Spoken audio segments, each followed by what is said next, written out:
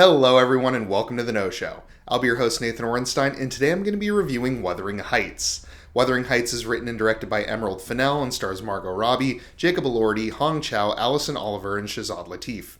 Heathcliff grows up with Catherine, basically as her adopted brother, whom her father had picked up off the streets. But when they grow up and Catherine marries the wealthy new neighbor, Heathcliff runs away, only to return mysteriously 5 years later.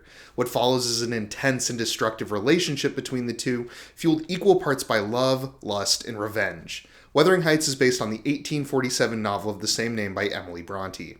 Fennell is back, and she's adapted one of the most beloved novels of all time. I'm sure everyone will be perfectly civil about this. I ask you to recall the end of 2023/the beginning of 2024 when everyone watched Saltburn and everyone had to talk about Saltburn. I personally found this to be one of the most annoying film-based discourses in recent memory. Saltburn, though, was clearly intended to stir the pot, and it cemented Fennell as a modern provocateur of sorts.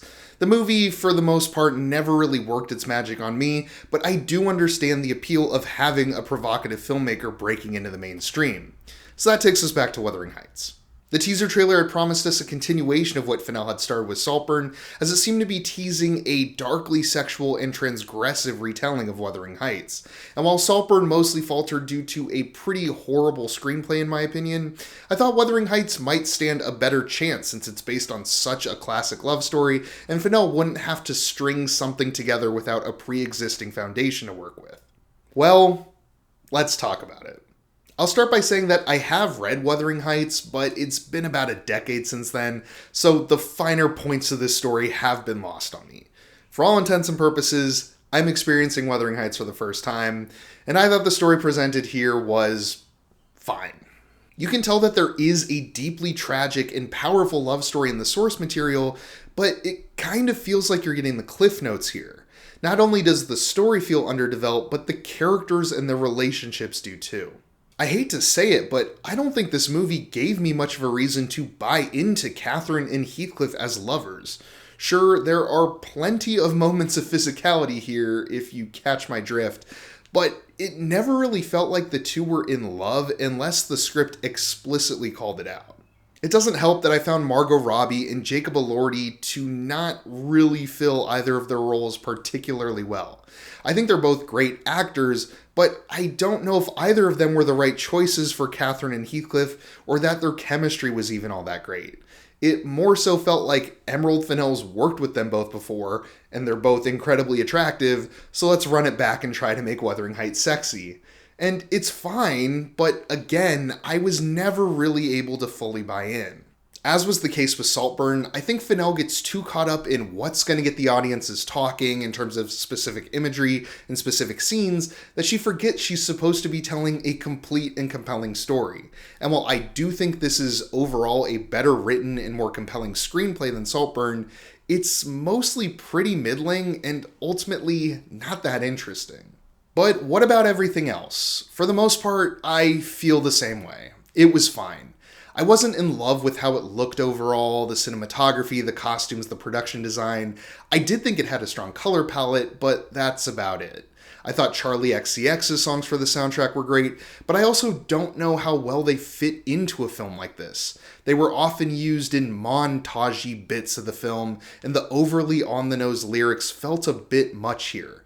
These moments felt more like small music videos in the middle of a film than actual parts of a movie. The original score itself by Anthony Willis, though, was a standout for me.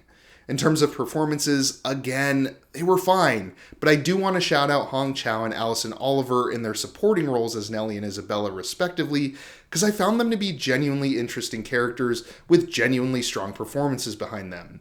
In fact, I thought Elordi's chemistry with Alison was stronger than his chemistry with Margot Robbie, which I'm not sure bodes particularly well, but I'm glad there was some chemistry on display at least. And as far as provocative moments, this movie really doesn't go for it as hard as you'd expect given the marketing and Fennell's history, and even given the extremely strong and bold opening scene of this film. Don't get me wrong, there are sexual moments littered throughout this thing, but with the exception of maybe one instance, they're pretty tame. I hardly even call this a very sexy film, which is pretty disappointing because I'm almost positive that was the direction Fennell was trying to take here. So, as I've said numerous times throughout this review about the film's individual elements, I thought Wuthering Heights was fine. I thought it was pretty much a middle-of-the-road type of movie, no matter how I sliced it. I can't really even call it a case of style over substance, because I found the style and the substance to be equally mediocre. I didn't enjoy this movie, and while I never found it to be explicitly boring, it also felt like it went on forever, and it was never able to fully hook me. But as with Saltburn, this is already proving to be an incredibly divisive film, and there are plenty of people that are going to love this movie a lot more than me, and plenty of people that are going to hate it a lot more than me too. And I'm sure they'd love to tell you all about it all over the internet. But for me, I'm right there in the middle, and I'm going to be giving it a 5 out of 10. If you enjoyed the review, then feel free to leave a like and subscribe if you're new. And if you've seen Wuthering Heights already, I'd love to hear your thoughts down in the comments below. I've been Nathan Orenstein with The No Show. Thanks for watching.